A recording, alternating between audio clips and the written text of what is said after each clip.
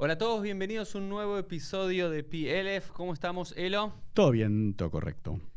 El segundo episodio del 2021. Wow. Ya vamos juntos 2018, 2019, 2020. Ya ingresamos al 2021 con el episodio número... No me acuerdo. ¿100? 10, 11. 110. 110. Bueno. Elo se hace el que no sabe, pero él sabe más de lo que dice que sabe. ¿Qué cosa?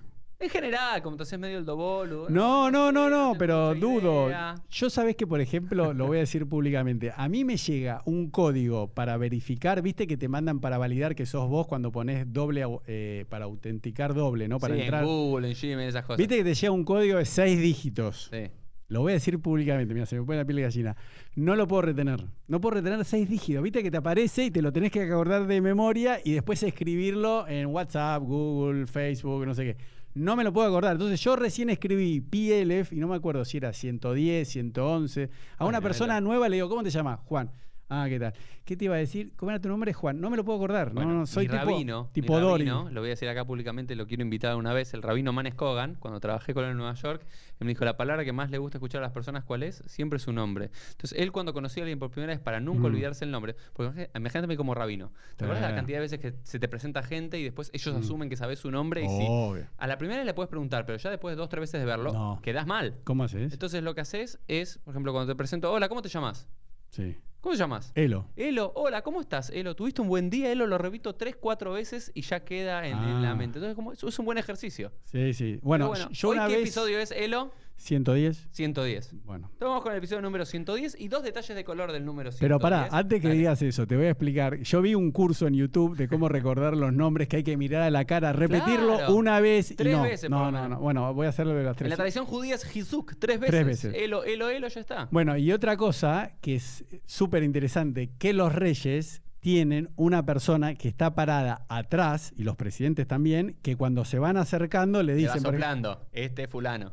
No, pero no solo fulano, dice, acá se acerca Uri, acá la esposa está embarazada del tercero, tiene 2 hijos y es rabino de Norrel. Entonces vos cuando... Pará de decir que Ley está embarazada. Bueno, pero ya es público, pará, estoy diciendo el ejemplo. Igual es una buena, te voy a decir, ya vamos a llegar al episodio, pero le quiero decir algo. Es muy bueno en la mitad de los episodios tirar datos así medios de la vida, de lo que fuese, para ver si la gente presta atención. Porque muchos de los que vieron, algunos pusieron más alto para Puri y otros se dieron cuenta que no vieron todo el episodio, por lo cual no dijeron nada. Pero bueno, estamos en el episodio número 110 y 110 es 2 detalles del número 110. 2 personajes bíblicos del Tanaj murieron a la edad de 110 años. ¿Quiénes fueron? Elías Kierhoff. No tengo idea. ¿No? A los 110, los exacto. Los 2 empiezan con Yud. Yud. Uno aparece en Bereshit y el otro aparece en el primer libro de Nebim. Bueno, dale, pero siempre digo a los rabinos, son preguntas retóricas, sigan hablando y explicando, no esperen que el público conteste. Dale. ¿Quién muere a los 110 años? Yoshua bin Nun. ¿Ok? Yoshua bin Nun muere a los 110 años, el gran Josué, el conquistador de la tierra prometida, y Yosef Atzadik. Ah, eran fáciles. Yosef pensé que me ibas a venir con unos raros. Eran fáciles. No, bueno, pensé que era más difícil. Bueno, y en este episodio número 110 quiero hablar de un tema interesante que tiene que ver sobre el fanatismo. Vivimos en un mundo donde hay bastante fanatismo, ya sea político, religioso, ideológico, futbolístico y demás. Y en el judaísmo no estamos exentos de este fanatismo, ¿no es cierto, Elo? Exacto. Conocemos fanatismos de un lado y del otro. Y lo que quiero plantear hoy es un concepto judío, Elo, no sé si lo escuchaste alguna vez, que se llama Shvil Azav. No. O el Derech HaMelech. No, Derech HaMelech sí, pero... ¿Qué es Derech HaMelech? Es como que hay que respetar la ley del país que uno está, ¿o no? No. Eso es Dina de Maljuta. Eso es Dina de Maljuta Dina. Derech HaMelech significa Derech es camino y Melech es rey. Ah, camino el camino del medio. real, el camino del... Muy bien, como el camino del medio. Claro, ese. Ahí está. Hay como 2 conceptos en la tradición judía que hacen a lo que en el mundo aristotélico, en el mundo griego, se llamaba el camino de la mesura, o el camino del medio, el camino que intenta evitar los extremos, ¿no es cierto? Y hay 2 términos para utilizarlo en la tradición judía. Uno es Derech HaMelech, el camino real. ¿Por qué el camino real? Por un versículo del libro de Bemiduar, del libro de Números, que cuando el pueblo de Israel está atravesando el desierto y tiene que pasar unos pueblos, Moshe manda emisarios para decir, vamos a ir por el camino real, no nos vamos a desviar ni a la izquierda ni a la derecha. Y a la izquierda y a la derecha como sinónimos del extremismo, ¿no es cierto? Y él dice Amelech. El Bederech Amelech Nelech. En el camino real iremos, ¿por qué? Porque el camino real en el mundo antiguo, al parecer, estaba en la mitad de las ciudades, ¿sí? Y era como que el rey, no importaba si había una casa que lo expropiaba y se hacía su camino bien en la mitad. Y el otro concepto, que lo utiliza más el Rambam y otros sabios, es Shvil Azav, que es Shvil es como camino, también es otra expresión de camino, el camino de oro. ¿Okay? También son dos expresiones para hacer mención a la idea de la importancia de la mesura y de evitar los extremos. Y esto es un concepto que lo trabaja Aristóteles en la cultura griega, en la cultura judía también lo trabajamos en varios textos, especialmente el Talmud, y luego el Rambam, Maimónides, gran aristotélico, también lo va a trabajar, que no es una buena virtud ser extremo en algún punto, en nada. Elo, ¿vos sos extremo en alguna cosa? Sí, un montón. ¿En qué? En el veganismo. Todo. No, pero ya no. Ya te reís, pero dale. No, pero me río porque yo sigo una postura que para ser bueno en algo y ser exitoso tenés que ser a los ojos de los demás un fanático, ¿entendés? Entonces, también qué es ser fanático, depende de quién lo defina, ¿no? Entonces, lo que para mí no es ser fanático, tal vez para otro sí. Pero bueno, a mí me ven como ortoréxico porque peso la comida que como todo vegano y además lo peso. Yo si no peso la comida, cada vez que entreno uso un reloj Garmin que si no lo grabé y no lo subí a la nube, para mí es como no entrené, una vez me olvidé. Es una cuestión de TOC. Claro, te reís de algunos ultraortodoxos que tienen TOC de las mitzvot y vos tenés los otros. Obvio. Cambiaste unos por otros. Exacto. Vos sabés que las adicciones nunca se dejan, pero es verdad, ¿eh? Bueno, pero... Ahora, por ejemplo... ¿Pero lo ves como un problema él en alguna parte o no? ¿O simplemente te asumís como sos y estás? No, yo estoy bárbaro así. Hoy en día no... Ok, vamos a revisarlo. Pero bueno, la idea no es hacer un trabajo de psicología con Elo, sino con todos los que estamos acá presentes.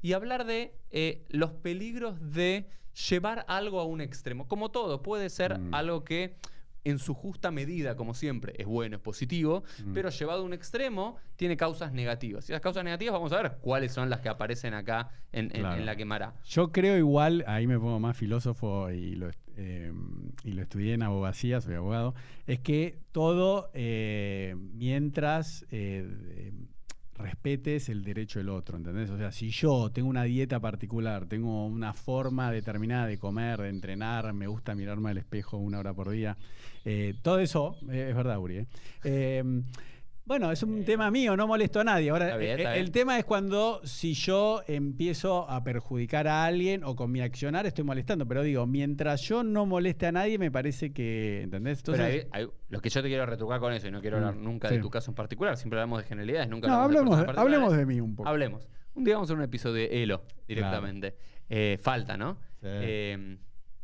Elo dicen que no tiene egolatría, sino eloatría. No, pues es en vez de yo no soy egocéntrico, soy elocéntrico. Esa es la definición. Claro. Hay veces que podemos pensar que nuestra actitud no le afecta a alguien, pero le termina afectando. Pero vamos a lo general. Vamos. Lo general es... Lo que quiero decir es lo siguiente. Nuestros rabinos y nuestros maestros en la época de la Guemará, de la Mishnah, eran conscientes de que el propio judaísmo podía llevarse a un extremo. Que las propias mitzvot, los propios mandamientos, que una vez los revisamos en un episodio que era sobre el TOC, sobre los trastornos obsesivos compulsivos, podían transformarse en algo así, pero que los propios mandamientos y el cumplimiento de la tradición judía podía llegar a convertirse en un fanatismo insano. Algo que no es sano ni para la persona, ni para la familia, ni para la sociedad en general. Y, digamos, ¿por qué hablo de esto? Porque creo que hoy en día vivimos un judaísmo donde ciertos sectores del judaísmo no son conscientes de estas propias lecciones talmúdicas.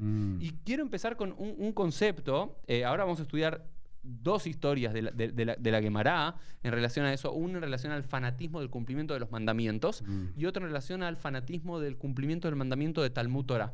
Del estudio de la Torá. Que hoy en día si preguntas cuáles son los dos grandes pilares del judaísmo observante, uno es estudiar Torá y el otro es cumplir mitzvot. Exacto. Y los sabios en la época de la Guemará que construyen ese tipo de sociedad eran conscientes de eso. Y lo más maravilloso de los jajamim de la Guemará, a diferencia de otros líderes populistas, porque los líderes populistas tienden al fanatismo.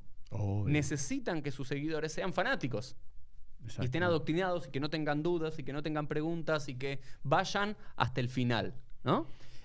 Los propios sabios de la Guemará son conscientes de que sus propias palabras, sus propios mandamientos, sus propias enseñanzas pueden llegar a ser utilizadas para el fanatismo. Y hay una expresión en Pirkei Avot, ¿sí? En boca de Rabbi Eliezer, que dice lo siguiente: Be'evei mithamem keneged uram shel chachamim. Quédate, ¿sí? Caliéntate con el calor que irradian los sabios. ¿Sí? Quiere decir, cuando un sabio está enseñando, quédate cerca, porque es como un calor, una brasa, un horno, que te da calor en el invierno.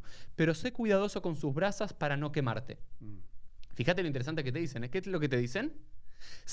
Quédate cerca de los sabios para tomar su calor, pero no tan cerca de los sabios para no quemarte. Muy bueno. Imagínate que, a ver, pero esto lo dice un sabio, Rabbi Eliezer, en nombre de los propios sabios. Lo que está diciendo es: nuestras palabras pueden ser como las mordidas de un zorro o como las picaduras de un escorpión, ¿sí?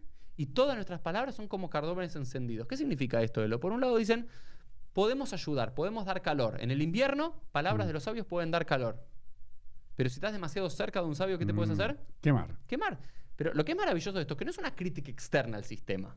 ¿Se entiende, Elo? No es que vino un filósofo de otro lado. Esto nunca me lo enseñaron en la yeshiva a mí. Pero esto está en Pirkei Avot, pero ¿no es maravilloso, Elo? Sí. Pero, a ver, ¿pero qué rabino te va a decir? Ninguno. ¿O qué líder te va a decir? Vení, acércate, estudia Torah conmigo, pero no te pongas tan cerca. No vengas a pasar conmigo todos los Shabbatot, no vengas a pasar el Tish conmigo, no estés todos los Hagim en mi Hatzer como los Rebbe Hasídicos, no me leas solamente a mí. ¿Quién te va a decir, ten un poco de cuidado con mis palabras? Porque de estar tan cerca te puedes llegar a quemar. Es maravilloso. Muy bueno. Y lo que vengo a decir acá, y es mi objetivo de la clase de hoy, es que los propios Jajamim en la Guemará crean un sistema maravilloso, una vida de Torah y mitzvot, de Torah y estudio, digamos, de mitzvot y de estudio de Torah. Bien hermoso. Pero saben los riesgos que eso implica. Entonces, como toda droga o como toda, digamos, como todo virus, ellos, hablando en temas del COVID... acaba de haber comentarios. En todo virus... Yo no lo dije. Yo lo digo yo, me hago cargo. Todo virus tiene también cómo se contrarresta un virus, ¿sí? Con un antídoto. Y ese antídoto está también inscrito en el propio virus, está inscrito en la propia medicina que se da, en la propia vacuna. Y los sabios en la Guemará traen dos historias apasionantes para decirte: cumplí mitzvot, pero no te vuelvas un fanático de las mitzvot porque puede terminar en derramamiento de sangre. Y dicen: estudia Torah. Sí, estudia Torah, pero no estudies tanto Torah porque te puedes olvidar que tenés una familia y que tenés una vida. Exacto. Entonces quiero estas dos historias llevártelo hoy a vos y a todos los que nos están viendo y escuchando para hablar sobre el fanatismo y el judaísmo. ¿Estamos bien? Sí.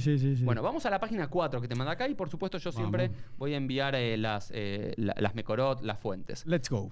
Elo, ¿dudas, preguntas? No, avancemos como hacemos siempre directo con el texto y Bien. después... La primera fuente que quiero trabajar sobre el fundamentalismo de los preceptos, ¿sí? Cuando el cumplimiento de los preceptos te lleva a una postura fundamentalista y te olvidas del sentido común, de la razón, de la empatía y demás. ¿Dónde lo encontramos? Lo encontramos en la Guemará, en el Tratado de Yomá, pero también en la Tosefta de Yomá, que es su original. Y dice así, vamos a hablarlo directo en español, así vamos. Explica en un regel la diferencia entre Guemará y Tosefta. O sea, Tosefta es la que no entró, digamos, la que no quedó canonizada dentro de la Mishnah o de la Guemará. No. Un día podemos, ahora te lo explico, pero un día creo que uno de los episodios que podemos hacer pueden ser los libros de la historia judía. No, puede ser interesante eso. Pero, en definitiva, en un la Mishnah es el libro canónico de Rabbi Yehuda Nasi, que acopia todas las grandes enseñanzas de los rabinos de los últimos 3 siglos. Estamos hablando del siglo III. Toseftas son los agregados. Y Toseftas son los Toseftas son todas enseñanzas de los sabios de la época de la Mishnah, de los Tanaítas del siglo I, II y comienzo del siglo III, de la era común, que no entraron en la Mishnah, fueron recopilados 20, 30 años después por Rabbi Oshaya, en lo que se llama la Tosefta, que son agregados. Pero es kasher, digamos. Sí, la Tosefta es totalmente kasher, no tiene el mismo estatus que la Mishnah. Si Mishnah discute con Tosefta, normalmente la Mishnah tiene más supremacía, pero muchas veces en el Talmud o en la Guemará se trae la Tosefta para discutir una Mishnah o para complementar una Mishnah. Listo, vamos, yala. Otra en estas historias que no aparece en la Mishnah directamente. Dicen así: nuestros sabios enseñaron. En cierta ocasión sucedió que 2 sacerdotes estaban igualados mientras corrían por la rampa. Y cuando uno de ellos estaba entrando primero a 4 codos del altar, el otro agarró un cuchillo y se lo clavó en el corazón. ¿Conocés este sipur? ¿No lo estudiamos ya? ¿Lo estudiamos acá en PLF? Me parece que sí. Yo me quiero morir. Yo cuando lo estaba preparando dije, ¿lo estudiamos alguna vez esto? A ver, dale, sigamos. Igual, pará, escúchame. Vos que sos rabino, la Torá se repite todos los años. Pero te juro que lo busqué en los episodios y dije, no, lo hablamos. Bueno. A ver, dale, okay, vamos a ver. Pero ¿cuál es la historia? Había 2 rabinos. Sí. 2 rabinos que estaban apurándose para llegar al altar. Sí. Porque la primera mitzvah de todas las mañanas, ¿cuál era, Elo? En los Kohanim, ¿qué es lo primero que tenían que hacer todas las mañanas cuando llegaban al altar? No sé, lavarse las manos, los pies, todo eso. Sí, y después limpiar el altar. Sí. ¿Ok? La primera, por ejemplo, haces un asado. El altar era un gran asado. ¿Ok? Leabdil. El mismo Leabdil. Sí, Ben Kodesh Lehol. Ahí era separando entre lo sagrado y lo profano. Pero para que nadie se ofenda. Pero cuando terminas de hacer un asado. Hoy estoy bueno, ¿viste? Una no barbacoa, quiero que nadie se ofenda. Sí, el 2021 te trató mal. Sí. Estás haciendo un asado, una barbacoa. Después de preparar toda la carne, ¿sí? Tenés que limpiar de todas las brasas. Y lo primero que tienen que hacer los Kohanim es limpiarlo a la mañana. Tenían que limpiar todo, hacer lo que llama la mitzvah de Trumat HaDeshen. Y para eso, al parecer, tenían tanto celo divino, digamos, tanta kin'a, kanaut, que iban corriendo hasta el altar y supuestamente el que llegaba primero al altar tenía el zhut, tenía el mérito de limpiar. Imagínate vos, lo que le digas a tus hijos, el primero que limpia y barre toda la casa, ¿sí? Se mata.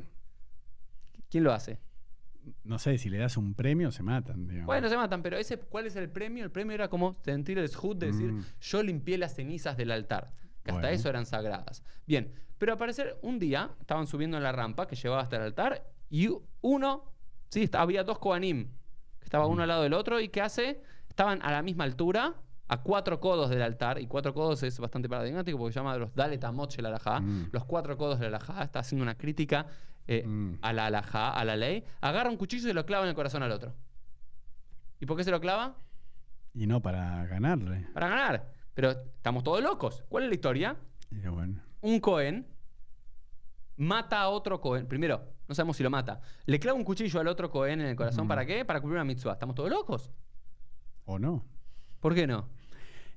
Pero es como te digo, siempre depende del ángulo subjetivo de la persona que lo está viendo. Digo, la persona en ese grupo tal vez dice, bueno, no, pero lo hizo Leshem Shamaim, en aras del cielo y... Pero vos te das cuenta que, más allá de vos tratar de justificar todo, está mal. ¿Qué justifica, digamos? Es como decir, no, justifico romper con mi familia y no verme más a alguien porque no cumple mitzvot, o porque no tiene recato, o porque en su casa no se guardan las reglas de kashrut como en casa, porque pero pasa, eso es lo que Uri, Dios quiere. Si la gente no, no invita a... No va a casamientos porque la comida no es kasher. Pará, después, no va a casamientos, la comida es kasher, dicen, che, Uri... Pero porque bailan juntos hombres y mujeres. Muy bien, Rabino, muy bien. Yo lo conozco. Pero hermanos estamos hablando, ¿eh? No te digo, no voy al casamiento de mi primo. O Igal Amir, ¿sí? Igal Amir, el de que mató a Yitzhak Rabin, porque siente que estaba dándole tierras y estaba haciendo un rodef que iba contra la tradición judía, lo mata. Bueno, generar ese tipo de fundamentalistas, ¿sí? De extremistas, es lo que intenta discutir la Gemara. Y la Gemara trae esta historia, no para decir Kol HaKavod al sacerdote que en su celo divino le gana al otro, sino para criticar. Pero fíjate cómo sigue la historia. Rabbi Tzadok se paró en medio del atrio y dijo, hermanos de la casa de Israel, escuchen, si fuera hallado alguien muerto, entonces tus ancianos y tus jueces saldrán y la medirán la distancia hasta las ciudades que están a su alrededor, hasta donde está alrededor del muerto. ¿Quién debe ofrecer entonces la becerra? ¿Deben hacerlo en nombre de los hombres de la ciudad o en nombre de las cortes del templo? Está buenísimo. Y toda la gente comenzó a llorar. Viene un rabino, llamado ¿cómo? Rabbi Tzadok. ¿Qué significa Tzadok? ¿De dónde viene? De Tzadik, de Tzedek, de justicia. Y esto claramente es un juego de palabras. Existía un Rabbi Tzadok, pero es un juego de palabras. Vino el rabino justo y en vez de decirle al Cohen, loco, en vez de decirle a la gente... Fue penal, lo mataste. No, en vez de decirle a la gente, miren lo que... Por eso, en vez de sancionar como un árbitro la infracción, el delito, hay que explicarle a la gente. Él estaba viendo... Bueno, explicarle a la esa, la ley esa, cuando fallece alguien... Explícala vos, dale. No, vos sos mejor por eso. Ok, pero Rabbi Tzadok, en vez de decirle, muchachos, paremos una cosa, ¿cómo el deber de cumplir un mandamiento religioso nos lleva a matar a nuestro prójimo para ganar primero? Bueno, pero pará, explicar lo que dijo el otro loco. Lo que dijo Rabbi Tzadok, dijo, pará, se paró en el medio del atrio, en el medio del ulam del templo de Jerusalén. La gente iba a decir, ¿qué iba a decir? Y él se preocupó por una alajá, por el cumplimiento de una alajá. ¿Cuál es esa alajá? Que según la Torá, según el Sefer Dvarim, cuando hay un muerto que está en el medio del campo, Lo que hay que hacer es, los jueces de cada una de las ciudades más cercanas deben medir para ver qué ciudad está más cerca a ese muerto en la mitad del camino, en la mitad del campo, y la que estaba más cerca tiene que hacerse responsable por enterrar al muerto, porque no podría quedar un muerto a la deriva. Claro, cuando vos decís campo, aclaremos que tiene un nombre, Yehush, o sea, es un lugar donde ninguna ciudad tiene jurisdicción, claro, entonces exacto. muere. Pensemos que antes eran, por lo general, ciudades amuralladas. Entonces, una persona moría en la mitad del campo, pero no era ni una ciudad ni una la otra. Entonces había que medir la distancia entre las dos ciudades para ver quién estaba más cerca y quién tenía responsabilidad. Exacto. Entonces él está preocupado, dice, ¿quién se tiene que hacer responsable? ¿Los sacerdotes que viven en el templo o la gente que vive en la ciudad de Jerusalén? ¿Quién está más cerca de este muerto? Es una locura. Ve a alguien que está... Primero, no se ocupa a ver si está muerto o no. Lo da por muerto directamente. Sí, no le importa. Y lo primero que hace es se sigue ocupando de la alajá. Claramente es una parodia esto de la Guemará. La Guemará está haciendo una parodia maravillosa. Pero fíjate esto, está en el Talmud. Esto no es una crítica de un antisemita o de un judío, no sé, caraíta en contra de los rabinos. El propio Talmud, la propia Tosefta se hace esta autocrítica y dice, ¿hasta dónde puede llegar la locura? Y toda la gente comenzó a llorar. ¿Por qué la gente comenzó a llorar? Dos opciones. O, porque dijo, este tipo está loco. ¿Cómo está discutiendo de alajá en vez de ocuparse de esta situación terrible? O bien se pone a llorar porque dice, uy, el muerto quedó más cerca de nosotros y nos tenemos que hacer responsables nosotros. Y ahora viene una peor situación. Sería como el truco, quiero retruco, quiero vale 4. Ahora va a venir el padre y va a decir un disparate más todavía. Exacto, dice. Dígalo. Dice, luego vino el padre de aquel joven, del que estaba tirado, y dijo, él debe ser expiación para ustedes. Mi hijo todavía está convulsionando y el cuchillo todavía no se ha impurificado. Viene el padre del hijo, que decís, bueno, ahora alguien va a traer al SAME de la época, al Maguen David Adom, la ambulancia, va a ser ocuparse de algo. Viene el padre del chico y dice, muchacho, pará, mi hijo no está muerto. Uy, la gente dice, wow, espectacular, no está muerto, alguien se va a ocupar, le va a parar la herida, va a hacer algo. No, le dice, como mi hijo todavía no está muerto, sáquenle el cuchillo, porque si el cuchillo todavía no entra en contacto con un muerto, el cuchillo no queda impurificado. Y si no queda impurificado, lo podemos lavar y después usar para el sacrificio de mañana. En vez de ocuparse de que su hijo se está muriendo, no importa. ¿El de qué se ocupa? De la alajá. Muy bien. La alajá es si algo es puro o impuro. Y como si no hubiese quedado claro, ¿viste? Alguien te puede decir, no, en realidad estas historias del Talmud no vienen a decirte que los sabios o que en una generación la gente no le importaba más el cumplimiento de las mitzvot que el bienestar de los seres humanos. Como te dan la manzana comida en el Talmud directamente y te dejan la moraleja. ¿Y cuál es el limshal? Lelamdeja Shetumat Sakin Kashela Emla Israel Yoter Mishfihut Damim. Esto viene a enseñarnos que la pureza de los utensilios era más importante para ellos que el derramamiento de sangre. Al final te vienen a enseñar que en una generación, para la gente le importaba más si era puro o impuro que el derramamiento de sangre. Y yo creo que esta historia, de vuelta a mí lo que me parece maravilloso para todos, está en los textos canónicos de la propia tradición rabínica. ¿Y esto qué es? Una autocrítica interna para darte, digamos, la medicina preventiva al fanatismo religioso de los mandamientos. Perdón, te hago otra... Sí. Te redoblo, porque antes dije truco, quiero retruco y tal vez solo se entiende en Argentina. Saludos a todos los de Latinoamérica y España, pero es un juego de cartas, ¿no? Argentino. Pero yo te redoblo la apuesta, tendría que haber dicho, te la triplico. Hoy en día, ¿los rabinos ortodoxos leerán el texto como vos o no? Si alguien lo está escuchando y viendo y lee el texto de una forma diferente a la que la leo yo, que nos escriba, por favor, y que me lo explique. No tengo ningún problema, pero me parece tan claro y evidente que no hay lugar a demasiadas sobreinterpretaciones. Y no estoy diciendo algo muy osado. El texto del propio lo está diciendo. Te está diciendo primera escena. Un loco que para cumplir una mitzvah intenta matar a su compañero clavándole un puñal en el corazón. Sí. 2, viene un rabino y en vez de ocuparse del que está tirado en el piso, si está muerto o no está muerto, y decir, muchachos, la vida de las personas está por delante de todo el cumplimiento de los mandamientos, Dios lo que más quiere es la vida, etcétera, etcétera, etcétera, se ocupa de una alajá. Viene el padre de la criatura y se ocupa de la alajá si es cayer o no cayer, si está puro o impuro el cuchillo. Y después, como si esto no fuese poco y no hubiese quedado claro, es para decirle, digamos, si quieren el mensaje claro, te dicen, era más importante para ellos, digamos, la pureza ritual de los cuchillos que la vida de las personas. Te lo deja claro acá la Guemará. Acá me parece que es clarísimo. ¿Vos tenés otra lectura posible de esta historia? No, la verdad, no, pero creo que debe haber alguien que la lee. Porque tal vez yo a ver, hago un juego, ¿no? Digo, un rabino tal vez ortodoxo dice, no es así, Uri, de verdad, si uno deja de cumplir las mitzvot y hacerlas de manera correcta, eso puede hacer que mucha gente más muera y se aleje del judaísmo y se pierda. Pero no es lo que está diciendo acá la Gemara. Acá la Gemara te está claro, es cuando pones por delante, ¿sí?, el cumplimiento de los mandamientos y te olvidas de la empatía, te olvidas del sentido común, te olvidas del amor al prójimo. Léelo de adentro, porque ahí estás parafraseando. Porque ¿cómo termina? Esto viene a enseñarnos que la pureza de sus utensilios era más importante para ellos que el derramamiento de sangre. Sí, pero no dice si está bien o mal. ¿Y cómo sigue después? No, después viene algo del Sipur, de por eso fue impurificado. El santuario fue impurificado por esta misma razón. Pero claramente es directo lo que está diciendo. Para mí no hay otra lectura posible. A mí sería retorcer el texto para llevarlo a un lugar que el texto no dice lo que dice. El texto está diciendo, están todos locos. Bueno, vamos a ver, estaría bueno que alguien Pero nos escriba. lo digo que es maravilloso esto y lo repito una y otra vez. Dígalo. Esto está en el Talmud. Los propios sabios son conscientes del peligro de sus palabras.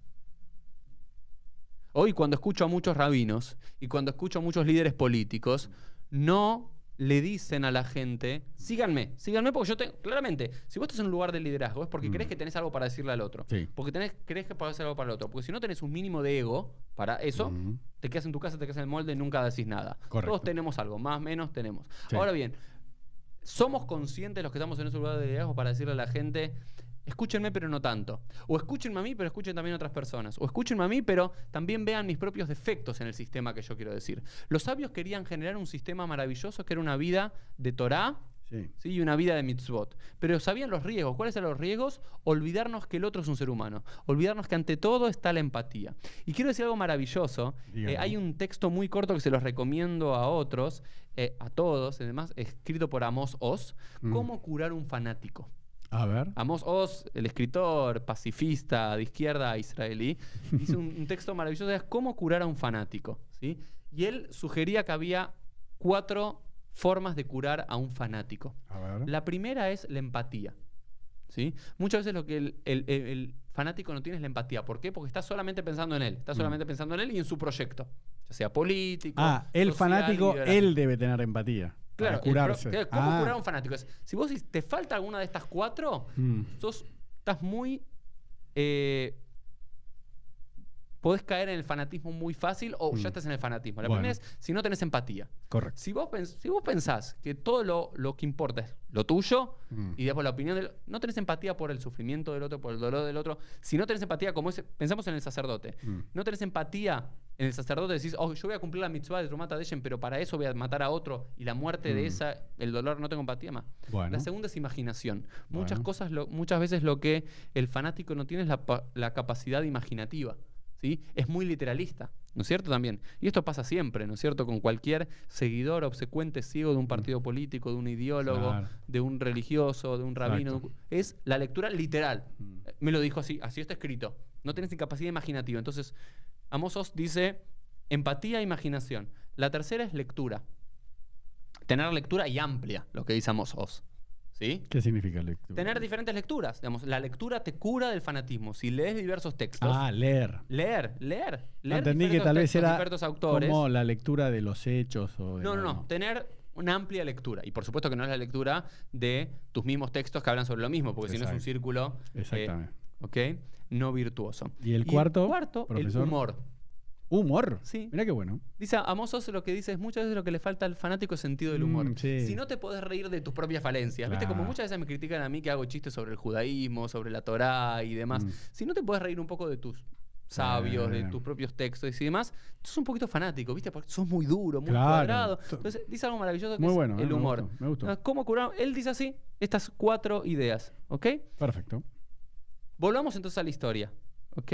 Ya vamos media hora. Sí, ya vamos media hora. Entonces, vamos a la otra historia que quiero complementar con ustedes. Vos la tenés en la página 6. Todo el mundo después la va a tener en la página 6 para ver. Que está en el Tratado de Ketubot, 62b. Que es una historia muy, pero muy cortita. Que trata sobre el peligro del fundamentalismo del estudio de la Torá. A ver. Habíamos dicho cumplir las mitzvot.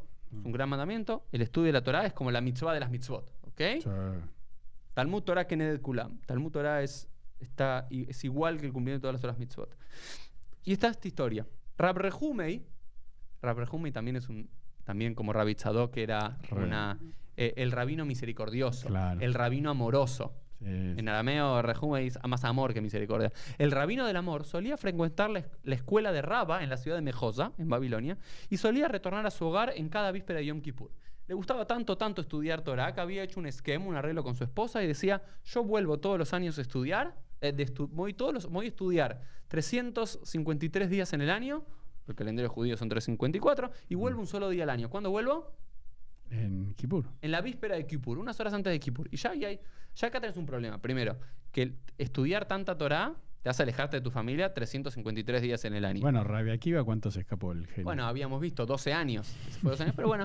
Pero dentro de todo, ¿sabes qué? Con el esquema, con el arreglo con tu mujer. Si tu mujer lo había aceptado, tu pareja lo había aceptado, está bien. Bueno. ¿Ok? Y aparte volvía en la víspera de Yom Kippur. Y Yom Kippur es un problema. ¿Qué problema tenés en Yom Kippur? No puedes tener relaciones. No puedes tener relaciones sexuales. Entonces volví un día medio raro. O quizás volví un día porque se sentía culpable. ¿Viste? Esa gente que se siente como culpable de lo que hace, entonces pide perdón en Kippur. Quizás vuelve por eso. No sabemos. En una ocasión quedó absolutamente compenetrado en su estudio. Es decir, un año. No sabemos cuántos años hizo esto. Pero un año estudió tanto que se olvidó así de regresar a su hogar. Entonces, ¿qué es lo único que tenía que hacer? Volver. Volver una vez. Un día, y después se volvía. Su mujer lo estaba esperando, como cada año, y en todo momento decía: él está por llegar, él está por llegar. Como él no llegó, ella se sintió tan deprimida que lágrimas comenzaron a caer de sus ojos. En ese instante él estaba sentado sobre un techo, el techo se derrumbó y murió. Tomá. ¿Okay? Esta cuestión poética, las lágrimas caen de ella y el techo se derrumba. ¿Él por qué estuvo estudiando en el techo? Porque eran las últimas horas del día y para agarrar la luz del sol estaba como en un lugar que no hubiese ningún tipo de sombra. Y él cae y muere. Por supuesto que es otra historia y está en un contexto de varias historias del Talmud, del Tratado de Ketubot, donde muchos rabinos, sus esposas mueren, sus hijos mueren, sus hijos no lo reconocen, él no reconoce a sus hijos. Un montón de historias del Talmud que claramente es una crítica al sistema de hay que estudiar Torah todo el día. Es decir, si tú estudias todo el día, te olvidas de tu esposa, te olvidas de tus hijos, ellos se olvidan de vos, te apartás del mundo. ¿Sí? Entonces, pero lo que es maravilloso es que el Talmud una y otra vez habla de la importancia del estudio de la Torah. Porque los rabinos yo quiero que todo el mundo estudie Torah. Pero si estudias Torah todo el día, y no solamente todo el día, todas las semanas, todo el año y demás, ¿ok? Perdés el riesgo de enajenarte de tu realidad y de hacer sufrir al otro. Porque si ya lo difícil que habrá sido para estas esposas de Rabbi Akiva y Rabbi Rehumei de haber aceptado este esquema de mi marido se va por muchos años, pero bueno, lo aceptaban porque era parte del sistema, porque querían sus maridos sabios y demás, pero tenías que volver. Es como decir, me voy a jugar, salgo a correr, o salgo a andar en bici, todos los días. Cuando tenés el cumpleaños de alguien, tenés el bar mitzvah, tenés algo, y no llegás, eso, tenías que hacer mucho, simplemente apartar ese tiempo, ¿no? Entonces, de vuelta, digo, ¿los rabinos quieren que estudiemos Torah? Sí. ¿Quieren que el estudio de Torah domine nuestras vidas para olvidarnos de nuestras responsabilidades para con nuestros semejantes, especialmente con nuestra familia? Por supuesto que no. Y ponen esta escena de Rab Rehumei, ¿para qué? Porque ¿quién le está hablando el Talmud? A los propios estudiantes de Torah que dicen: yo tengo que estudiar Torah todo el día, tengo que estudiar todo el día, para decir, no sean como Rab Rehumei, porque Rab Rehumei terminó muerto. Sí, bueno, yo por eso me estaba conteniendo, pero Dale. La realidad es que mucha gente se escuda en el estudio de la Torá, o mucha gente se escuda en el trabajo. O en el deporte, o en lo que fuese. fuese. Deporte, para escaparse de la familia, de los hijos, de la esposa, y dice, yo veía mucha gente, hombre, ¿no? Que decían, no, tengo que ir a estudiar Torá, tengo que ir al templo, tengo que ir a rezar. Y vos decís, bueno, flaco, pero al final no estás nunca en tu casa, ¿entendés lo que te quiero decir? Como que, bueno, y también me acordé de un cuento, que es un cuento, teóricamente es verídico, pero bueno, está contado en nombre de unos rebbe de Chabad, no me acuerdo cuál, que estaba estudiando muy concentrado, y no me acuerdo, que antes era costumbre, bueno, por X motivo estaba viviendo en la misma casa que el padre, que era el rebbe actual, y este era el que después terminó siendo el rebbe. No sé si era el cuarto, el quinto rebbe, Chabad, es un lío. Bueno, yo nunca me los acuerdo. Imagínate, no me acuerdo 6 dígitos de un código.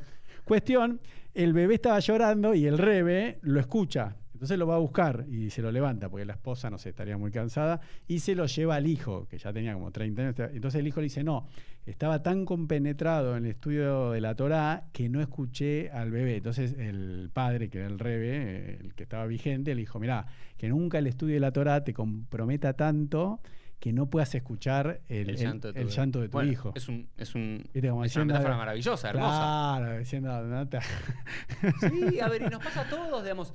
Cambiemos la palabra Torá por cada una de las cosas que son apasionantes en nuestra vida, ya sea el deporte, ya sea salir con amigos, ya sea escribir, ya sea leer, ya sea lo que fuese. Salir a hacer, no sé, lo que fuese, el trabajo... Soy apasionado del trabajo, quiero ganar dinero y demás. Lo que está diciendo acá, ¿cuáles son las prioridades? Acá estos dos Sipurim, estas dos historias del Talmud, está diciendo cuáles son las prioridades. Las prioridades es la vida humana y el respeto al otro. Y la prioridad es la familia. Bueno, y voy a mezclar con un ejemplo, con un mayal de hoy en día. Dale. La serie Breaking Bad, ¿no? Que tuvo muchísimo éxito, no sé si todavía... Yo la vi, pero sí. Bueno, al final, él todo el tiempo es como que empieza a... Breaking Bad, te la cuento, ¿sabés de qué? Sí, la gente sabe. Es un profesor, bueno, si no, googleenlo, pero él al final de la serie, porque él siempre decía, esto lo hago por mis hijos, lo hago por mi familia, y al final confiesa y dice, no, yo todo esto que lo hice por mí, porque no tenía el respeto de mi esposa, no tenía el respeto de mi hija, no tenía el respeto de la gente, de mis alumnos, porque era profesor de un secundario. Dice, yo lo hice para sentirme alguien yo. ¿Entendés? Entonces, como que a veces mucha gente puede decir, no, a ver, y lo voy a decir públicamente, mi papá era un caso así, antes era así, mi papá ahora tiene 80 años, ¿no? Para que la gente se ubique, nació en 1940. Entonces mi papá siempre estaba trabajando, ¿entendés? Y papá no está en épocas que no había celular, no tenías dónde ubicarlo, iba a una curtimbre en Lanús a las 5 de la mañana, salía de Capital y volvía a las 11, 12 de la noche. Y después cuando yo crecí, es como que me di cuenta que no, que a mi papá le gustaba, pues iba a trabajar, no estaba con los 4 pibes, iba todas las noches, tenía que cenar con algún cliente, con algún proveedor, con otro curtidor, y llegaba a las 12 de la noche. Entonces era como que... Entonces yo cuando vi Breaking Bad dije, no, claro, es así, ¿entendés? Yo no quiero hacer lo mismo con mis hijos, decirle, no, papá tiene que trabajar. Yo, por ejemplo, cuando estaba casado y me iba a pedalear 5 horas los domingos, decía, no, la verdad, me gusta ir a pedalear, me voy 5 horas. Pero no decía, no, esto lo hago por mis hijos. Bueno, pero la pregunta es si no quiero llevarte a tu caso particular, y nunca es cuándo esas 5 horas, que por supuesto tenemos que hacer cosas que nos gustan a nosotros, porque lo primero es que tenemos que estar felices nosotros y concentrados. Y acá nos está diciendo, cumplí mitzvot si te gusta, bien, y hace bien, y estudia Torah y demás. Cuando se llega a un extremo de decir, ok, si yo tengo esas horas para hacer eso, ¿cuánto tiempo también le dedico a los otros? Digamos, como dice la Guemará, ¿no es cierto? Eso, digamos que uno tiene que dividir las 3 horas, digamos, el día en 3, ¿ok? Ciertas horas son para estudiar y ciertas horas son para trabajar y ciertas horas son para el ocio, ciertas horas son para la familia, ciertas horas son para uno mismo. Bueno, así hay que dividir la vida. El tema es que algo no te tome el todo. Este es el mensaje. Bueno, pero que algo no se... Porque para mí, ¿qué es el fanatismo? ¿Qué es la idolatría? Cuando una parte de algo se transforma en el todo.